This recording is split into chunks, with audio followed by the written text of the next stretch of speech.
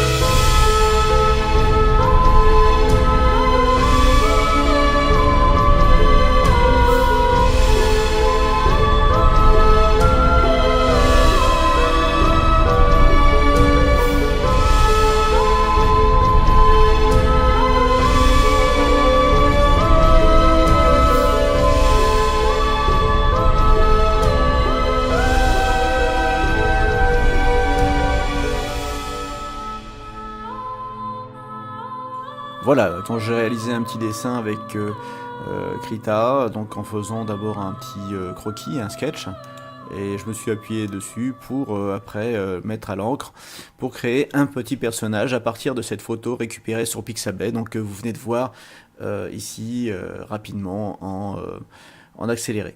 On va passer maintenant proprement au tuto lui-même. Et donc on va commencer par les différents types de transformations. Alors le premier type de transformation va être la transformation par brosse. Alors la transformation par brosse, on va tout simplement prendre une brosse ici. Je vais venir sur mon dessin Ink que je vais dupliquer de façon à ne pas faire d'impair sur ce dessin. Je vais tout simplement dans les brosses ici. Alors je vous rappelle que je suis par défaut, je suis par défaut ici, et donc dans les brosses je vais agrandir un peu, on va avoir des brosses de texture, des brosses différentes, et puis on a Sketch. Et dans Sketch, on va voir sur les fonds de ces brosses, ici on va avoir quelques brosses particulières. Alors on a la brosse de clone, ici. Alors la brosse de clone, comment fonctionne-t-elle? On va pouvoir, avec cette brosse, dupliquer toute une partie d'un dessin. Alors par exemple, je vais agrandir ici ma brosse. Hop. Voilà.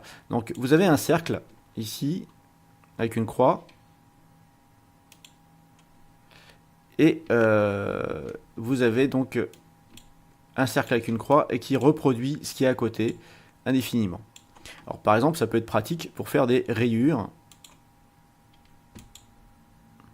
Alors pour placer notre brosse, c'est assez simple. Vous pouvez donc, on va dire, on va faire des rayures. Alors pour ça, on peut très bien se mettre ici et zut, je vais prendre une autre brosse. Voilà. Donc je fais ici par exemple une rayure. Hop. Donc un petit motif. Et je vais prendre ma brosse donc de duplication. Tac, ici. Je place mon premier cercle sur ce que je veux dupliquer ici avec la croix. Tac. Et ensuite, je maintiens CTRL enfoncé pour avoir une zone où je peux redupliquer. Par exemple ici. Hop. Voilà. Donc ici, je vais redupliquer à l'infini ma brosse. Alors, si je veux faire des rayures, par exemple, je vais me mettre ici et l'autre tout de suite derrière. Et là, vous voyez, hop, on fait des rayures assez simplement. Alors, on peut insister, hein, hop. Donc pour ça, alors l'idéal c'est de le faire sur un calque à part, de façon à ne pas déborder. Ou alors faire une sélection, comme on a vu, on fait une sélection juste du t-shirt, de façon à écrire que dans le t-shirt. Et là, vous pouvez voir qu'on peut faire des rayures, juste en dupliquant, voilà. Donc la première brosse, c'est la dupliquer. Alors on peut aussi, avec cette brosse, appuyer sur le CTRL ici, se mettre là, agrandir la taille de la brosse. Alors c'est pas évident. Voilà. Et vous voyez qu'ici, on reproduit tout ou partie. Donc là, c'est une des premières de brosse, pas vraiment transformation, mais qui permet de faire ce genre de choses. Je vais effacer ce calque et on va passer à la brosse suivante. Donc je duplique de nouveau mon calque Ink que je vais protéger en écriture pour ne pas faire de bêtises dessus. Et on va avoir ici une brosse dans Sketch Digital qui va être une brosse de distorsion. Alors ici, on va se mettre sur le dessin et si je clique dessus, eh bien en fait, on va grossir. Alors je vais agrandir la taille de la brosse pour que ça soit évident. Donc en cliquant, vous voyez, on va grossir tout ou partie de la brosse. Voilà, ici on grossit. Alors je vais... Voilà, donc on peut grossir. Vous voyez que le contrôle ici est pas terrible, mais voilà. Alors si on zoome, quand on grossit, on va quand même faire un déplacement et un crénage au niveau des pixels. Donc ça, il faut faire attention. On va avoir dans le même lot la brosse de déplacement, Distorve. Alors comme son nom laisse dire, on peut faire un déplacement ici d'une zone. Voilà. Donc si j'agrandis la brosse, la zone d'incidence va s'agrandir. Et ce qui me permet par exemple de retravailler ici la forme des fesses ou la position des jambes. Voilà. Ça c'est de la distorsion. Alors attention, lorsqu'on distord trop, on a un effet de floutage au niveau de la distorsion. On a aussi la brosse, on avait vu la brosse pour agrandir, on a la brosse pour rétrécir. Alors c'est pareil, je vais me remettre là ici sur mon personnage, je vais agrandir la tête, pardon, j'ai appuyé sur Shift, c'est CTRL, j'ai loupé. Et là vous voyez, en cliquant, je rétrécis la tête. On peut réduire comme ça des zones. Donc c'est pas très précis, mais ça permet de dépanner voilà, sur certaines brosses. Alors évidemment, la brosse de transformation, c'est pas l'idéal. Donc je vais supprimer ce calque, dupliquer de nouveau Ink, et on va voir maintenant les déformations avec l'outil de déformation. Alors l'outil de déformation, c'est celui-ci. On va tout simplement pouvoir transformer un calque. On a aussi l'outil de déplacement, qui est une forme de transformation, et l'outil de croppage. Alors, recadrer, on va le voir tout de suite, c'est très simple. Je prends ici, au niveau de mon dessin, et je sélectionne une zone. Si on regarde dans les préférences d'outils, on peut agrandir, etc., centrer, voilà. Et on peut mettre des options qui sont assez, bon, je ne vais pas les commenter, mais qui permettent de modifier le dessin. Voilà, une fois que je suis satisfait ici de mon croppage, il suffit que j'appuie sur la touche Entrée, et mon canevas a été retaillé avec la nouvelle forme. Voilà, donc ça me permet de retailler une image assez facilement. Alors, je reviens en arrière, CTRL Z. On a l'outil de déplacement qui lui permet de... Alors, il faut que j'enlève, parce que quand j'ai dupliqué, ça a irrité le cadenas fermé. Donc ici, vous voyez, je peux déplacer maintenant le calque qui est au-dessus. Alors, j'enlève le sketch, hein, voilà. Là, ici, on fait un déplacement du calque d'ancrage, tout simplement. Alors, je reviens en arrière, CTRL Z encore. Voilà. On l'a remis à sa place initiale. Et on va finalement aller sur l'outil de déformation tel qu'on peut vraiment l'envisager. Alors, je clique dessus et on va regarder tout de suite dans les préférences d'outils les différentes possibilités. Alors, ces possibilités permettent de faire des retournements de la sélection horizontale. Voilà. Donc ici, on retourne. Pas confondre avec la touche T qui permet, lorsqu'on dessine, lorsqu'on est en mode sketch, de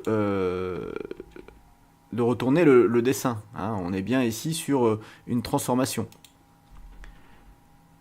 Alors, au niveau donc de... on peut aussi faire un retournement vertical, des retournements de 90 degrés à chaque fois sur un sens ou sur un axe ou un autre. Alors je vais réinitialiser tout ça. On peut également le faire à la main. Alors vous voyez que ici, quand je suis au centre, j'ai l'outil de déplacement, j'ai une croix. Je vais zoomer un peu. Donc j'ai une croix, c'est l'outil de déplacement. On va avoir ici la souris qui prend la forme d'un petit cercle, qui permet de faire une rotation. Voilà. Donc je peux réinitialiser facilement ici. On va avoir ici, lorsqu'on s'approche de la ligne, deux flèches qui vont une vers le haut, vers le bas. Donc on va avoir un effet de cisaillement. Et c'est la même chose au niveau de l'horizontale. Je réinitialise. La rotation, on peut en changer l'axe. Par exemple, je veux que la rotation se fasse à partir de ce genou, par exemple. Et vous allez voir que l'axe de rotation fonctionne en fonction du lieu où je dispose l'axe. Je réinitialise, l'axe revient à son centre. Alors on va voir ensuite le type de filtrage ici, parce qu'on peut rétrécir, agrandir, déformer. Alors pour les déformations, si je réinitialise, j'appuie sur la touche CTRL. Ça ne change rien. Si j'appuie maintenant sur CTRL avant et ensuite rotation, là on a un mouvement complètement spatial. Vous voyez, hein, on peut faire du retournement juste avec la souris, avec le mouvement de la souris, je maintiens enfoncé, et on a donc tous les mouvements. Donc en appuyant sur CTRL, vous faites ce type de mouvement.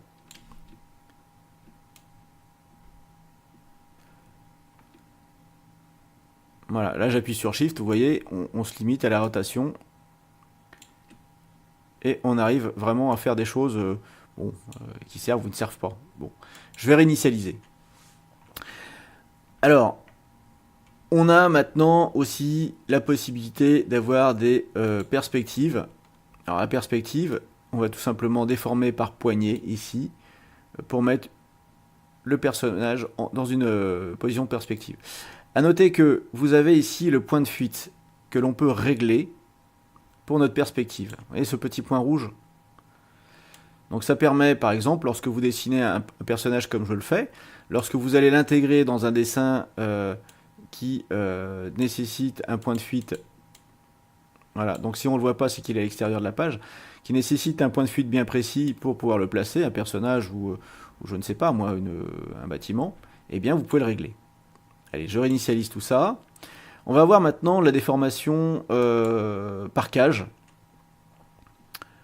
Et cette déformation permet aussi, comme avant, l'orientation, mais c'est surtout une déformation par zone. Je m'explique. Ici, on va avoir, alors je réinitialise, voilà, on va avoir cette zone-là, qu'on peut déformer indépendamment des autres zones. Vous voyez, oui, ici.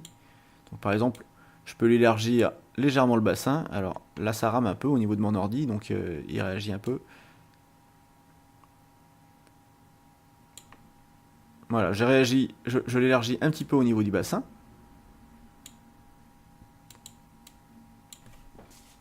S'il veut bien réagir, voilà, vous voyez, avec un temps très lent. Donc voilà. On peut très bien rajouter ici des cases. Donc, et faire autant de subdivisions. Alors ça va alourdir les calculs bien sûr, mais là on va pouvoir faire une déformation dans une zone bien précise sans déformer le reste. On va aborder maintenant l'enregistrement, enfin la déformation par 3 points. Donc c'est 3 points minimum. Alors pour ça, je vais prendre un point ici, un point là, un point là. Et une fois qu'on a notre déformation, enfin qu'on a fait notre tracé, on va dans Deform Layer, ici toujours dans les préférences d'outils. Et à ce moment-là, en fait, on va pouvoir effectuer une rotation, un déplacement, une modification en prenant les poignées. Hein. Donc ici, je sélectionne la poignée et passe en point noir. Hop, voilà. Alors c'est pas très intéressant ici pour le dessin, mais ce qu'il faut savoir, c'est que ces poignées sont modifiables. Donc, si je zoome ici, j'ai une poignée qui est qui n'est pas sélectionnée, donc je vais la sélectionner et je peux la déplacer. Maintenant, ici, je vais pouvoir cliquer, ajouter des poignées, voyez. Alors, ce qui est intéressant, c'est cliquer sur une des poignées et vous voyez que ici, ça ferme. Alors, je fais un CTRL Z. Hein.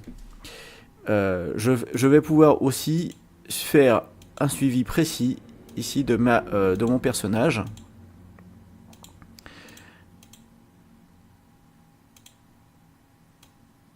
Et comme ici les poignées ne sont pas bien positionnées, alors j'ai pas trouvé comment on faisait pour ajouter des poignées intermédiaires. Systématiquement, ça me ramène la ligne ici, donc je n'ai pas trouvé. Hop. Voilà, par exemple ici, on a ce petit angle là qui me dérange. Hein, vous voyez le t-shirt qui est mal foutu. Je vais pouvoir ici le modifier facilement grâce à cet outil ici en le transformant. Donc ici maintenant j'ai mon outil de déformation. Alors ça peut être intéressant parce que lorsque vous faites de l'animation dans Krita, donc je vais avoir ici cette partie là qui va me déranger. Je vais tout simplement ici prendre la poignée après être mis voilà, en Deform Layer. Voilà, je vais prendre. Mais alors il y a un temps de réaction parce qu'il y a beaucoup de points, ce qui rend je dirais la vidéo pénible à suivre. Et aussi pour moi sur l'ordinateur qui rame un peu. Alors j'ai 8 Go de RAM, mais même comme ça, c'est très gourmand. Alors qu'est-ce qui s'est passé? J'étais dans ajouter des points. Il faut que j'aille dans déformer parce que là ça va pas du tout. Voilà, donc ici je vais avoir une déformation. Donc j'ai cliqué ici par mégarde, vous voyez, donc ça déforme. Alors si je vais dans ajouter des points, parce que j'ai des points en trop, alors vous voyez, ça calcule. Donc par exemple ici j'ai ce point qui est là, je le sélectionne, si j'appuie sur suppression, eh bien ça me supprime tout. Oh. Donc CTRL Z. Donc on ne peut pas supprimer les points comme ça. On va repartir tout simplement avec ici ma zone de déformation. Alors je vais la faire plus petite parce que finalement je ne cherche à déformer que ça. C'est pas la peine de prendre tout le personnage. Voilà. Et ici, vous allez voir que je vais pouvoir ici déformer cette partie-là.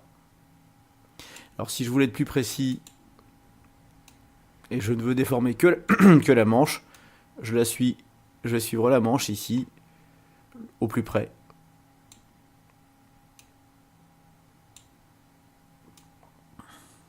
Voilà. Et là, je vais pouvoir vraiment déformer ici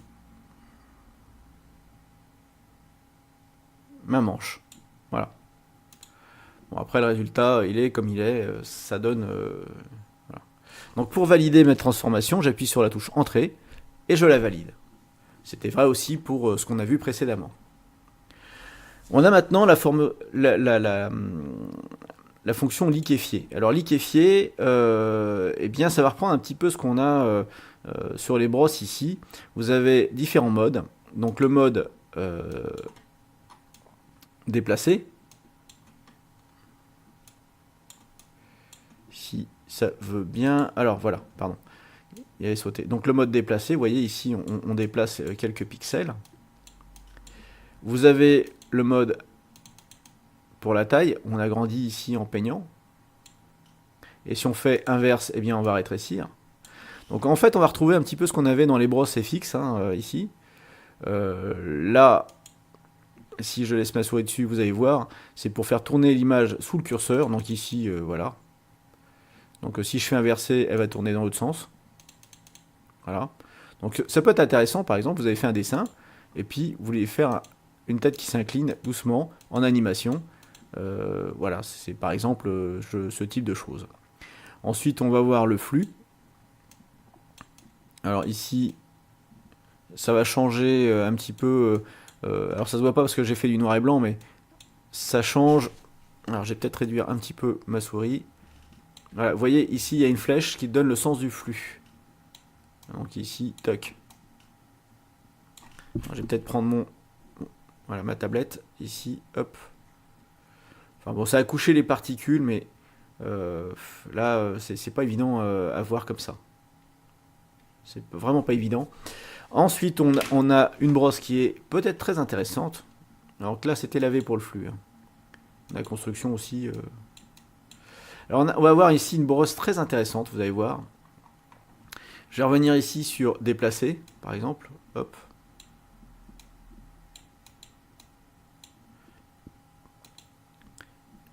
Lui faire une rotation au niveau de la tête.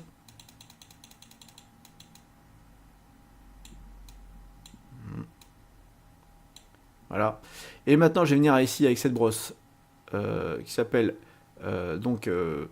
qui permet d'annuler. Alors, je vais appuyer sur Shift, l'agrandir, et vous allez voir, en fait, on enlève toutes les déformations qu'on avait faites au préalable. Hein, voilà. Donc, on va ici défaire toutes les formations. Alors ici, dans ces outils qui étaient très pratiques, il y a on a vu inverser, mais si on déroule bien vers le bas, vous allez avoir d'autres fonctions. Par exemple, ici, sur les rotations, vous avez deux fonctions ici. Donc, sur Initialize ici, vous avez la fonction où on voit les déformations au niveau des couleurs. Et ici, vous avez la possibilité d'avoir une déformation récursive, tout simplement. Voilà.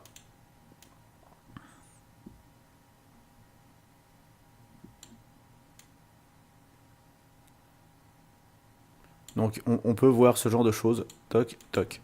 Alors jusqu'à présent, moi je validais en faisant entrer, mais vous avez aussi le bouton appliquer. Voilà. Et on peut faire appliquer notre déformation juste ici. Voilà, une fois qu'on est content de nos déformations, ou pas, allez, moi je vais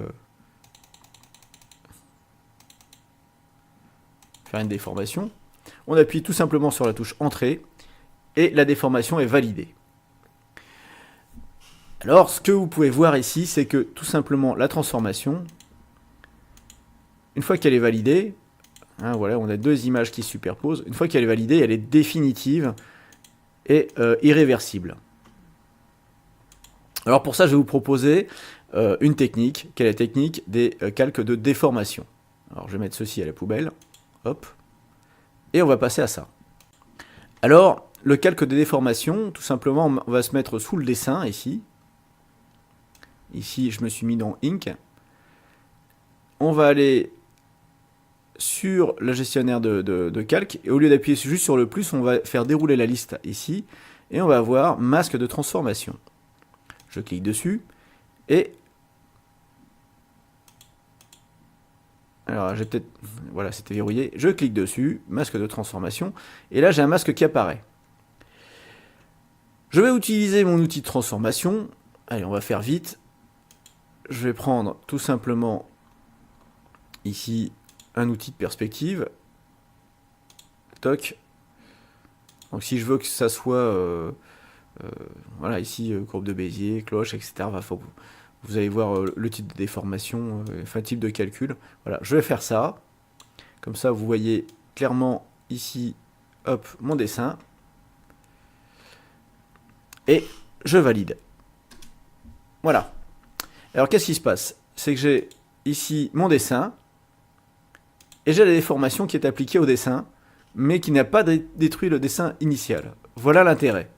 Alors évidemment, après, sur ce masque de transformation, vous pouvez évidemment vous servir de toutes les transformations qu'on a vues en début de cette vidéo. Donc, transformation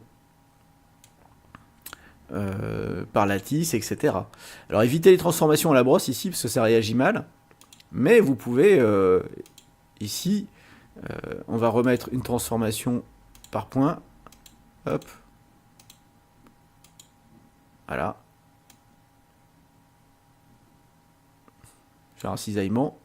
Je valide. Voilà, donc ici, la transformation, elle va se faire. Et je vais conserver la transformation, la dernière transformation faite. Voilà. Alors si vous voulez une nouvelle transformation, vous pouvez toujours ajouter ici, par rapport à Ink, un nouveau calque de transformation. Donc si c'est le 2.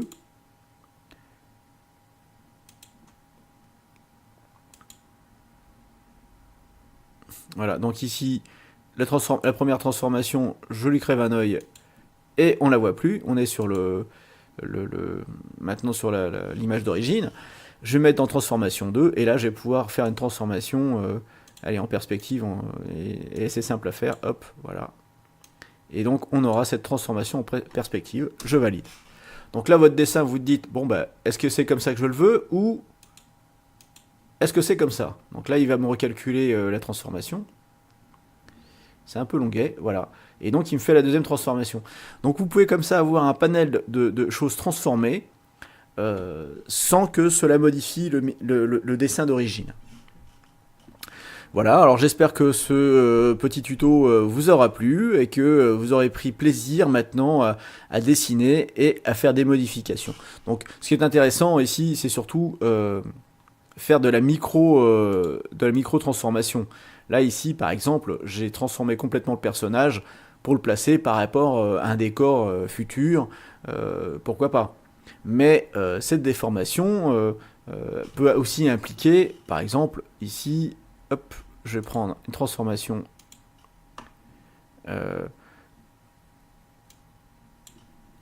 peut impliquer aussi un mouvement, un placement ou d'autres choses.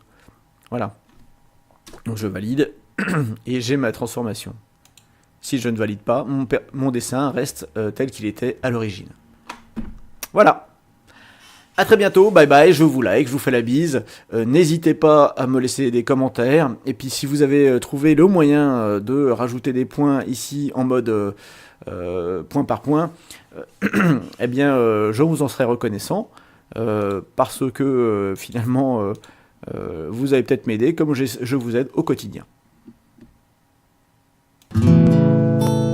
Tu as aimé cette vidéo? Eh bien, mets-moi un pouce bleu s'il te plaît, partage-la autour de toi sur tes réseaux sociaux et mets-moi un petit commentaire pour pouvoir m'aider à avancer sur YouTube. Merci!